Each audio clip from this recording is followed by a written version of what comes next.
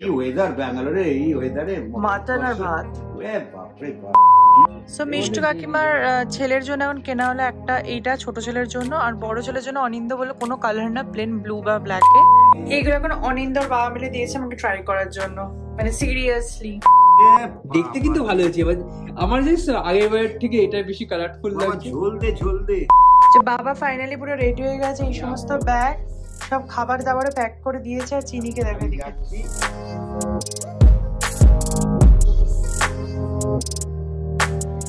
High guys, welcome and welcome back to my channel Spandan. তোমাদের সবাইকে স্বাগত জানাচ্ছি আমার চ্যানেলের একটা ব্র্যান্ড নিউ ব্লগে। আজকে দিনটা খুব সুন্দরভাবে শুরু হয়েছে, কারণ আজকে বাবা আছে ব্যাঙ্গালোরে, তোমরা লাস্ট ব্লগে দেখেছো। তো আজকে অনেক কিছু প্ল্যানিং আছে, বাট সকালে একটু রান্না বান্না দিয়ে শুরু হচ্ছে দিনটা।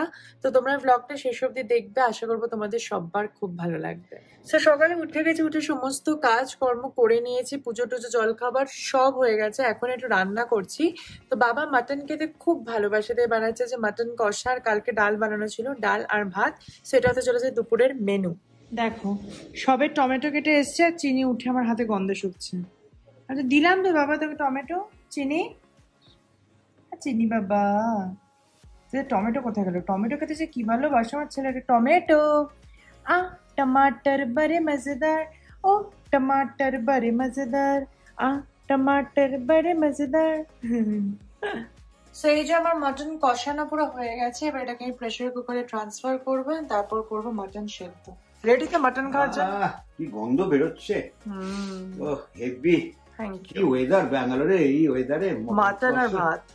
বাপরে বাপ, কি ঠান্ডা। চিনিকে দেখে দিকে। চিনি বাবা, চিনি বাবা আমার মেয়ে কি মটন বানিয়েছে। এখন এই যে মাটন দিচ্ছি বাবাকে। হেভি ব্যাপার রে। মাটনই তো দিলাম না, এখন হেভি ব্যাপার করছি, রগরগে ব্যাপার পুরো। দেখতে কিন্তু ভালো হয়েছে। এবার আমার জানিস আগের বারের থেকে এটা বেশি কালারফুল লাগছে। ঝোলই দিচ্ছি, হেভি দেখতে হচ্ছে। এবার আমাকে ডাল দিয়েছে, এই তো অবস্থা। আমি জিজ্ঞেস করেছিলাম, নিজের বাবাকে মাটন দিচ্ছে আর আমাকে ডাল দিয়েছে। না ব্যাঙ্গালোরের এই ঠান্ডা ওয়েদারে গরম মটন আর ভাত লাজবাব। Good evening.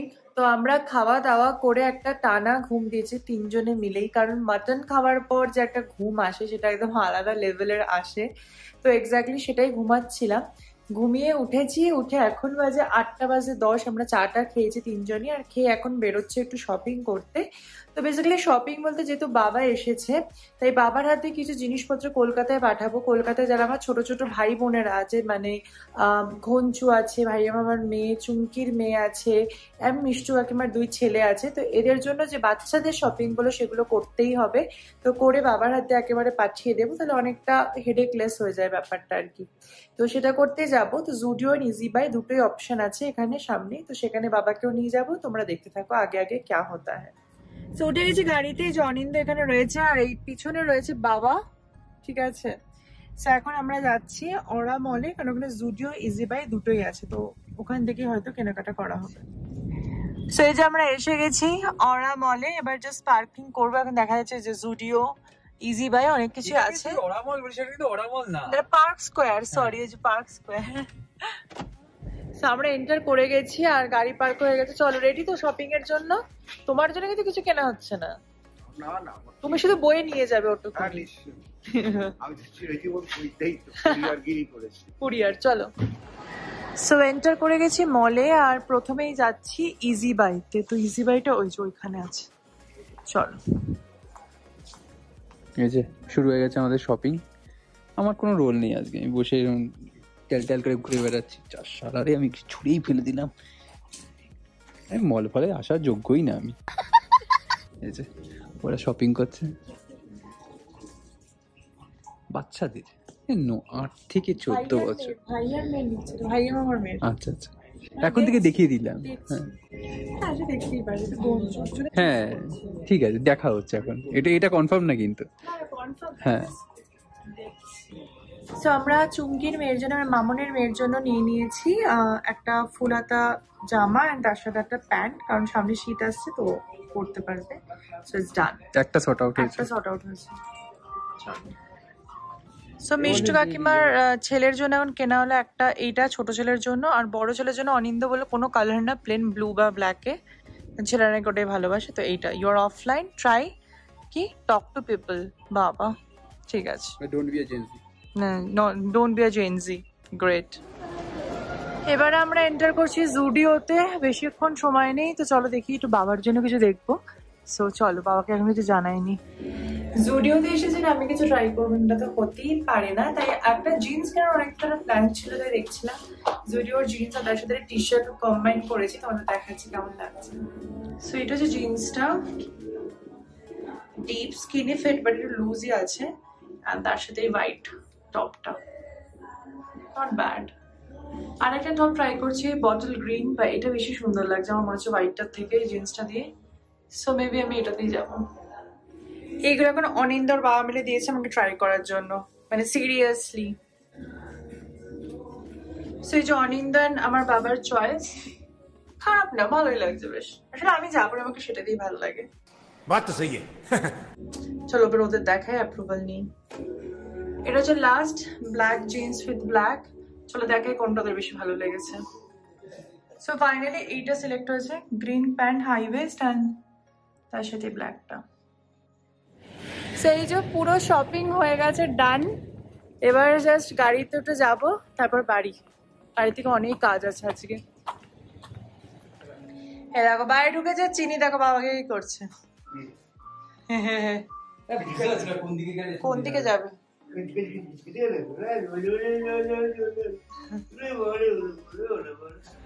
সো কালকে তো জুডিও থেকে এসে আমি শুয়ে পড়েছিলাম, কারণ আজকে সারাদিন অফিস ছিল। অফিস থেকে এসেছি, এসে আবার পুরো রেডি হয়ে একটা শ্যুট ছিল, সেটা করছি বাইরে এসে।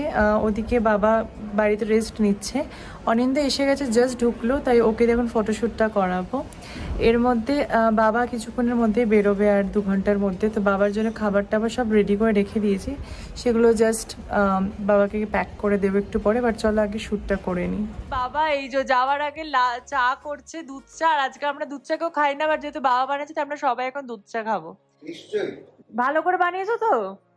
চেষ্টা করছি দিদি, কতটা ভালো হবে জানি না। দুধ টুধ ভালো করে দিয়েছো তো? দুধের মধ্যে জল মেশাওনি তো বেশি? টেকো কাকুর চা খারাপ হবে না।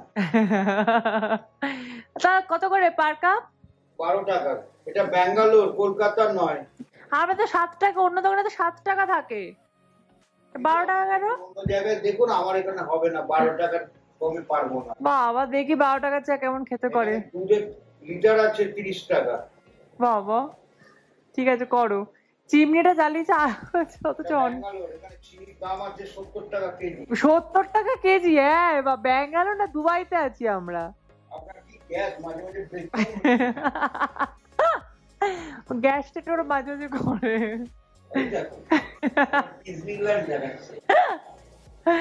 আর এদিকে চিনি খাচ্ছে দই।